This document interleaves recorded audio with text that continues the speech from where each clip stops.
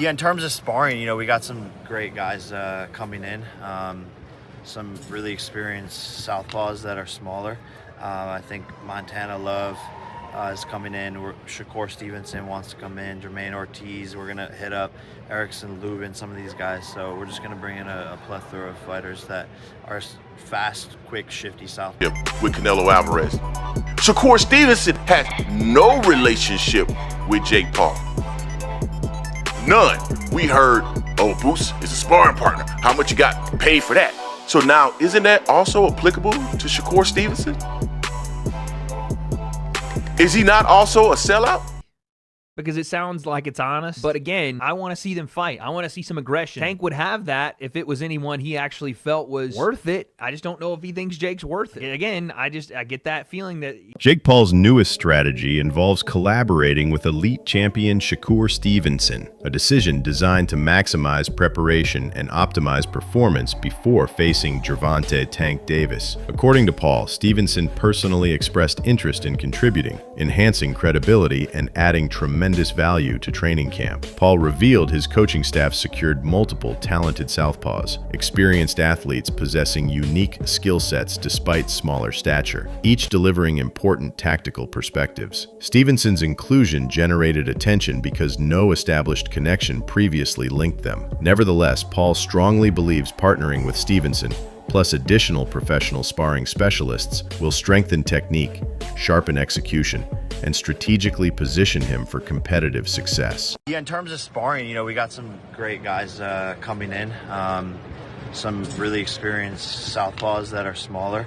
I think Montana Love is coming in. Shakur Stevenson wants to come in. Jermaine Ortiz. We're gonna hit up Erickson Lubin, some of these guys. So we're just gonna bring in a plethora of fighters that are fast, quick, shifty south. Some industry commentators question the surprising partnership between Jake Paul and Shakur Stevenson, viewing it as strategic but unusual. Unlike Jaron "Boots" Ennis, who sparred with Canelo Alvarez through existing family connections, Stevenson shares no prior personal ties with Paul. This absence of history has led analysts to suggest financial motivation as a primary factor. Reports speculate that Paul may have extended lucrative incentives, positioning the collaboration as a business-driven opportunity rather than a boxing-inspired alliance. The arrangement sparks debate, with observers highlighting how this partnership appears calculated, professional, and financially engineered instead of organically developed through traditional sporting networks.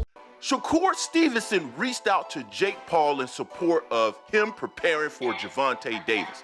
Help me understand, what is the difference between Boots Ennis reaching out to Canelo Alvarez in support of his preparation for Terrence Crawford versus Shakur Stevenson reaching out to Jake Paul in preparation for his fight with Gervonta Davis? Tell me, what is the difference? I'll tell you what the difference is.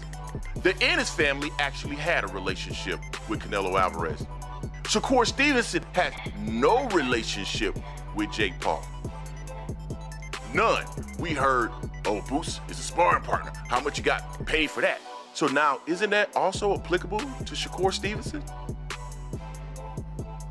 Is he not also a sellout? I don't want to hear anything about this fight. It's against a YouTuber, it doesn't matter. No, Shakur Stevenson is an elite level fighter that is going to be a sparring partner to a YouTuber, and he reached out to him directly to make it happen? Shakur Stevenson addressed questions about Jake Paul facing Gervonta Davis by explaining his perspective with balance. He emphasized that, from a business and marketing standpoint, such a matchup creates major financial opportunities, brand exposure, and media engagement. However, he clarified that as a dedicated athlete and competitor, he personally would not accept that fight. Stevenson highlighted the contrast between treating boxing as an investment strategy versus embracing it strictly as sporting credibility. Although critics mention his sparring role with Jake Paul, Stevenson acknowledged that revenue potential and financial growth often influence decisions. His comments reveal how modern boxing increasingly merges business strategy with entertainment value, blurring traditional lines. So can you blame a man for taking that opportunity? Because this is prize fighting, right? It's about making money and securing your family. Can you fault him for that? It's two sides of that. Like, okay. It just depends. Like, as a fighter, just because I had a draw with somebody, for me, I may run it back. But in a business aspect, if you run it back and you lose to Lamont, and then the Jake Paul fight is presented, you may not make as much money, or the fight may not be as lucrative as it was before you lost. So as a business, I understand. I ain't going to hate on the decision, but as a man your and pride as will a get in the way. Fighter with my integrity. Yeah, but isn't there a price for everything, Shakur? Like, even if you had a draw with somebody and you were offered 10 times more than you ever, I don't know what the number is, but it's a lot more than he's ever made. During the official press event, intensity escalated when Jake Paul and Gervonta Davis confronted one another, exchanging shoves that instantly captured massive audience engagement. Media outlets and digital platforms amplified the viral moment, but analysts suggest this was a premium strategy engineered for revenue growth rather than pure hostility. In today's boxing ecosystem, staged altercations create exclusive buzz, maximizing pay-per-view sales and boosting brand performance. The storyline highlights spectacle and competition, strength versus speed, size versus technique. This promotional drama guarantees that casual viewers remain curious, driving valuable attention toward the main event broadcast. Southpaw orthodox matchup, left hand down the pipe. You can even see here, I'm not even trying to do the whole body language breakdown, but you could even see Tank could get under that left hand because he's 5-0. He could roll under that left hand, and here comes the brick hand over the top. If he lands something like that in 10 ounces, I'm going to tell you this. Jake's 200 and something pounds. That's still going to hurt at the very least, and who knows what, because Tank's got ridiculous power. So Jake, a little sloppy on the push there. He got pushed. He wanted to get it back.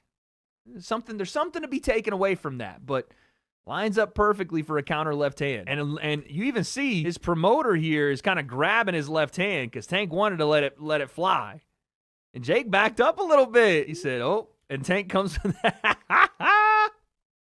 Tank, man. Tank said, where I'm from, the bullies get bullied. All right, dude, there you go. Listen, takeaways from this thing, I don't know. Tank seemed to have a little bit more energy today. He seemed to be more lively. Him going back and forth with the media, with Jay Leon, with Jake, with Aiden Ross. There seemed to be a bit more energy today. That's all I really asked for. So in terms of, selling us on something, sure.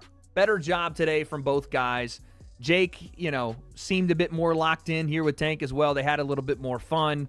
Tank going after Nikisa was pretty funny. But listen, this doesn't change anything in my mind. The 10-ounce gloves doesn't really change anything to me. I mean, again, I think that's a bad idea for Tank, more so because even if Jake doesn't land clean, those are 10-ounce gloves. It's still going to hurt. Tank is still punching in gloves that are 2 ounces heavier than he normally uses, so I don't know how that's a win for him. The $2 million bet almost certainly won't happen, which I didn't think would in the first place, but Tank pretty much confirmed it. And we're all left with the same kind of idea that we thought about this to begin with. This is an entertainment exhibition that we know is going to draw a ton of eyeballs. I'm going to watch, and there's going to be great high-level competition boxing on the underneath card. And even in the main event, if something is to happen, if someone is to get knocked out, it will go mega viral, and both these guys are going to make a shit ton of money. Despite promotional hype, industry insiders emphasized Gervonta Davis views this bout strategically, not playfully. Observers highlight his disciplined preparation, focused mindset, and clear recognition of high financial opportunity. Beating Jake Paul would provide Davis premium exposure, mainstream growth, and long-term revenue benefits. Experts caution Paul against underestimating Davis the way promotional chatter underestimated past, aging opponents. Unlike exhibitions, Davis remains a prime professional fighter known for intensity, precision, and relentless execution. If Paul treats this casually, consequences could be disastrous. Davis's dedicated training demonstrates awareness of risk, brand value, and lucrative rewards tied to modern digital sports success. In this particular, in the press conference, and you can just look at him and tell, like, no, this dude he's gonna get this money for sure, because there's so much money out there to be had. But Jake Paul better be not playing around, man. Not get cute, not play any games. Don't hit him in the back of the head. Don't rabbit punch him. Don't do any of that stuff, man, because Mike Tyson, First of all, Mike Tyson, a lot of people think Mike Tyson was pulling punches on Jake Paul, and a lot of people think that Anderson Silva was pulling punches on him too. You're not going to have a little Gervonta out there pulling punches on you, man, if you're out there playing games. So, I don't like the fight at all. However, as far as it being an entertaining situation, I almost guarantee you that fight itself is going to be entertaining, that it's going to be something that you look at and you're going to say, man, everybody's going to watch it. Everybody's going to want to know what happens in it. But at the same time, it's kind of like what people think, when you see a car crash, like you're driving down the road and all of a sudden the traffic gets heavy and you're like, man, I'm going to be in traffic for a long time. And then you drive forward a little bit and then you see, oh man, this is some accident on the other side of the road and everybody just slowing down to watch. That's the type of entertainment that you can expect from this fight between Gervonta Davis and Jake Paul. There's going to be a lot of people watching it, but I got to say, man, you really can't blame the guy on what he's doing. And there's a lot of criticism flying on Gervonta Davis. It's not Gervonta Davis's fault that boxing took this turn. Boxing analyst Showbiz the Adult highlights the cultural impact of a potential Tank Davis triumph. He argues that if Davis defeats Jake Paul, the win extends far beyond sport. It symbolizes victory for loyal boxing fans and casual viewers frustrated by Paul's entertainment-driven brand.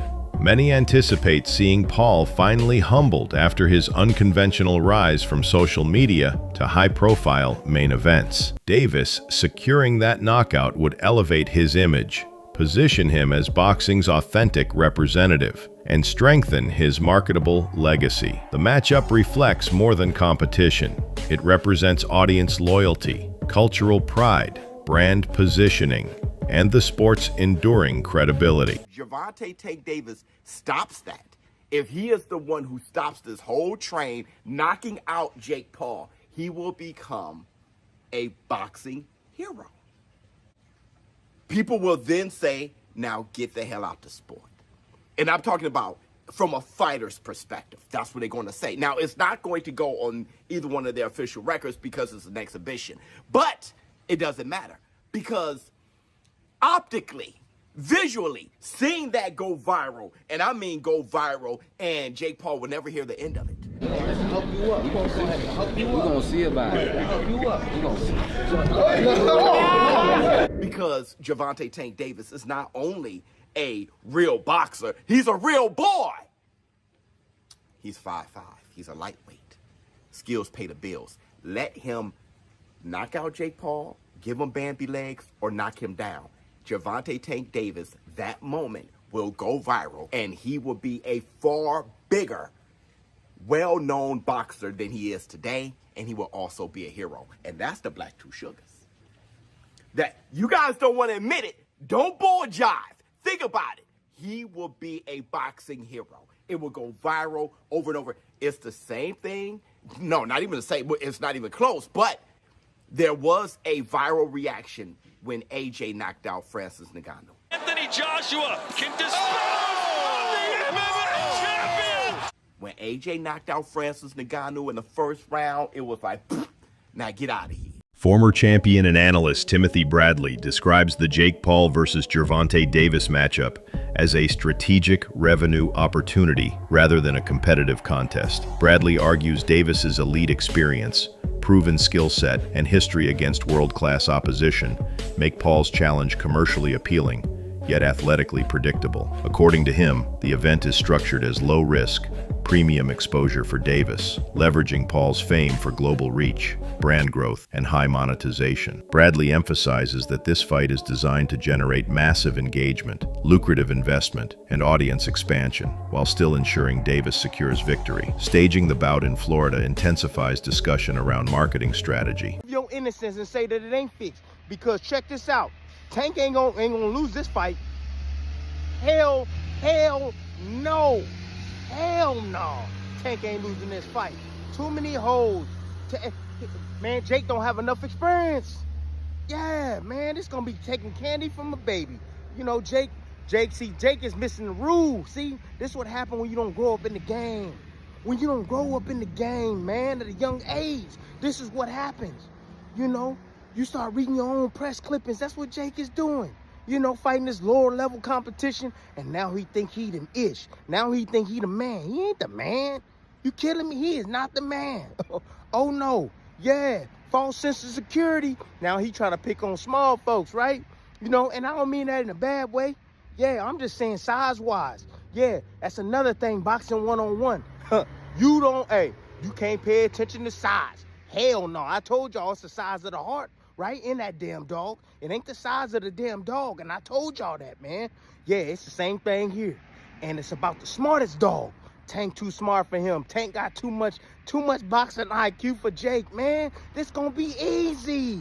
Easy. Like I said, man, Tank, please. Please, please, please, please, please, man. Don't do this to boxing, bro.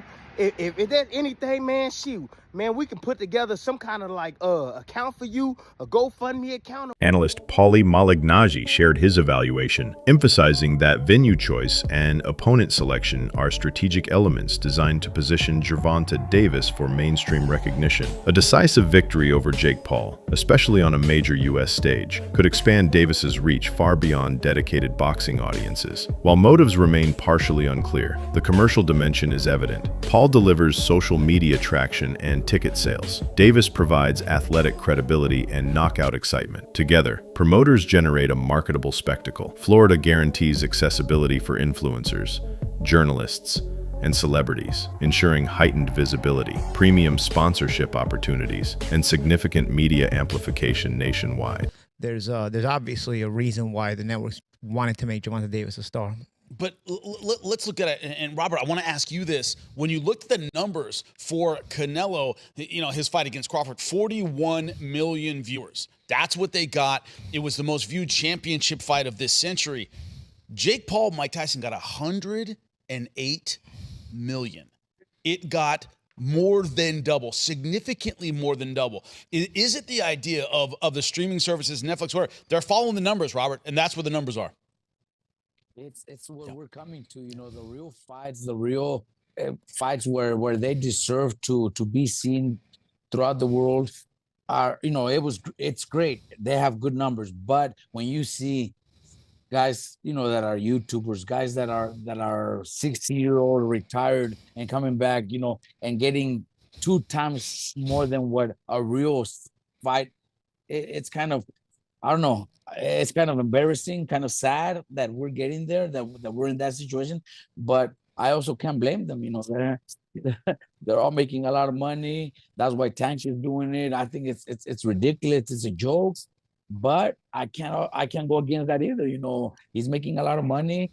Jake Paul is doing his thing. Jake Paul is he makes these fights happen and gets the views. So people are tuning in. That's the problem, that people are tuning in. Promoter Nakisa Badarian sparked attention with strategic remarks about fight regulations. He confirmed the bout will feature 10-ounce gloves, standard in lighter divisions, yet noteworthy given the size contrast between Jake Paul and Gervonta "Tank" Davis. When pressed about a possible rehydration clause, Badarian withheld comment, leaving analysts to question whether Tank might face post-weigh-in restrictions. Such clauses can impact performance, shaping athletic recovery and competition equity. The uncertainty has fueled media speculation, driving fan engagement and boosting promotional value. By keeping select contractual terms undisclosed, organizers elevate intrigue, maximize marketing reach, and enhance the sports business investment narrative. At 195 max weight, Okay. 10 3-minute rounds, Okay. and 12-ounce gloves. And most of you guys know boxing, right?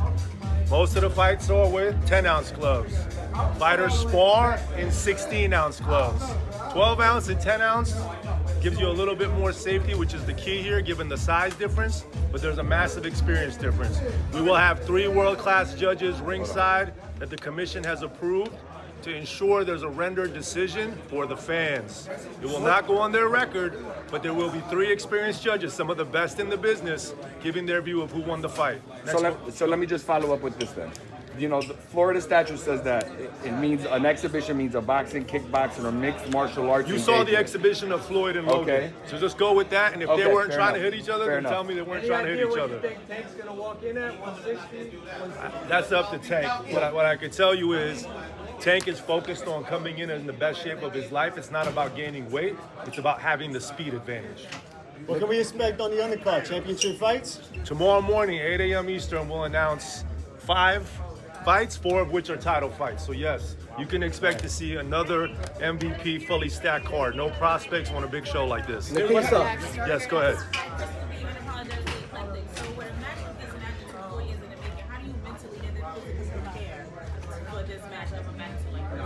As in, how do the fighters prepare? You and as well as the fighters train with you as promoter. I mean, look, we started MVP 4 years ago with a mission to be fighter first, right? And I think like this event is exactly that. We're giving Tank a massive platform and opportunity for the world to see who that young man is.